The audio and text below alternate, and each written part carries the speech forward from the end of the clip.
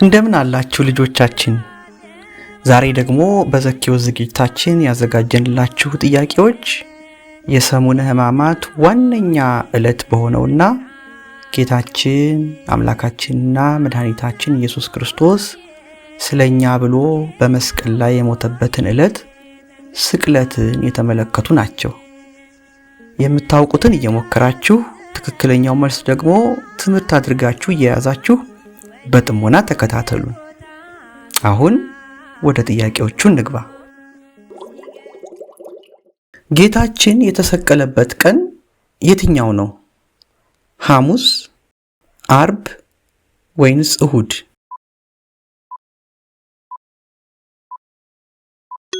አርብ ነው ካላችሁ ልክ ናችሁ። ጌታችንን ለአይሁድ እንደፈለጉ እንዲያደርጉት የፈረደበት የይሁዳ አገረ ገዢ ወይም ንጉሥ ማን ይባላል?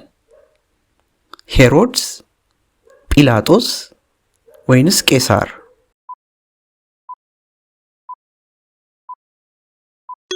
ጲላጦስ ነው ካላችሁ በትክክል መልሳችኋል። ጌታችን መስቀሉን ተሸክሞ ሲደክመው መስቀሉን እንዲያግዘው የተገደደው ሰው ማን ነው? ጴጥሮስ የገሊላው፣ ስምዖን የቀሬናው ወይንስ ዮሴፍ የአርማትያሱ?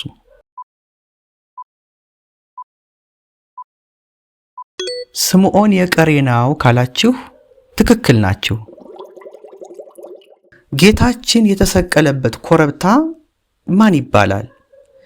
ደብረ ታቦር፣ ቀራኒዮ ወይንስ ደብረ ዘይት?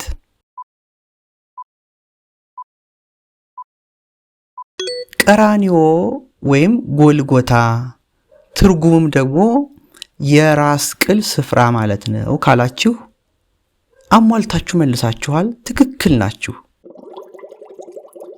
ከጌታችን ጋር በቀኝና በግራ የተሰቀሉት ምኖች ነበሩ? ሐዋርያት፣ ወንበዴዎች ወይንስ መላእክት?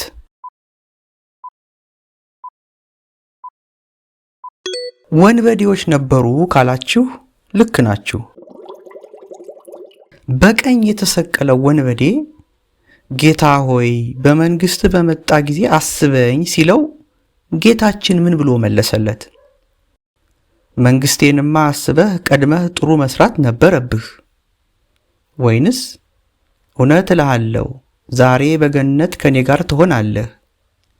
ወይንስ ጓደኛህን ጥለህ መሄድ አትችልም?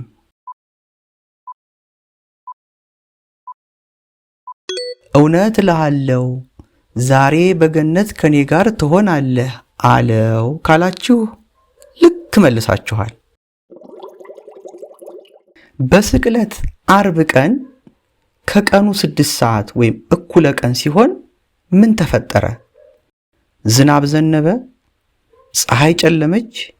ወይንስ ቀስተ ደመና ታየ?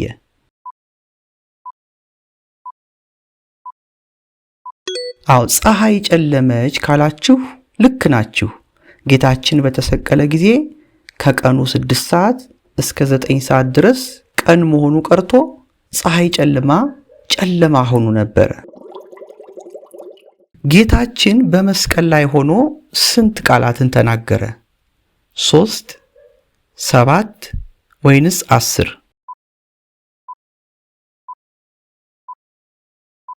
7 ካላችሁ ልክ ናችሁ።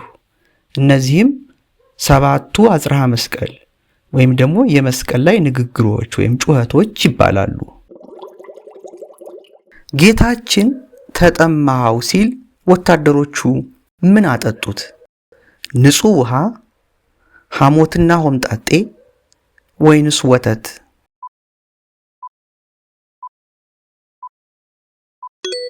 አዎ ሐሞትና ሆምጣጤን ያጠጡት ካላችሁ ትክክል ናችሁ። የጌታችንን ጎን በጦር የወጋው ወታደር ሌንጊኖስ ይባላል። ሲወጋው ከጌታ ጎን ምን ፈሰሰ? ደም ብቻ፣ ደምና ውሃ ወይንስ ውሃ ብቻ?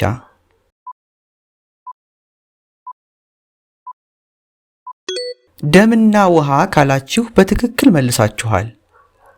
ደሙን ጠጥተን ስጋውን በልተን የዘላለም ሕይወትን እናገኛለን።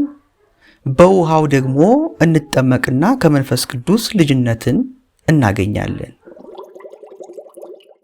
ጌታችን በመስቀል ላይ ሆኖ ነፍሱን የሰጠው ወይም የሞተው በስንት ሰዓት ነው? በ6 ሰዓት፣ በ9 ሰዓት ወይንስ በ12 ሰዓት?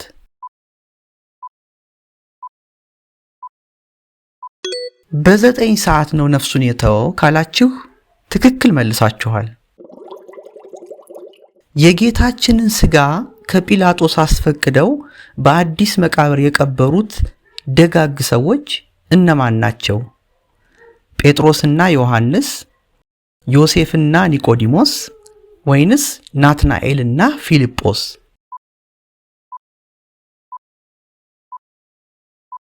ዮሴፍና ኒቆዲሞስ ናቸው ካላችሁ በትክክል መልሳችኋል። ልጆቻችን ጌታችን እኛን ለማዳን ሲል ይህን ሁሉ መከራ ተቀበለልን።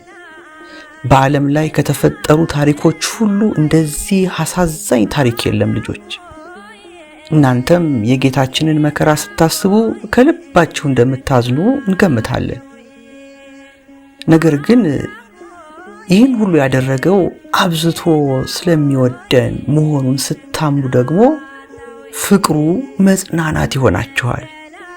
ጌታችንን ሁልጊዜ ስላደረገልን ነገር አመስግኑት። ነገ ደግሞ እንግዲህ ቅዳሜ ነው። ቅዳም ስዑር ትባላለች።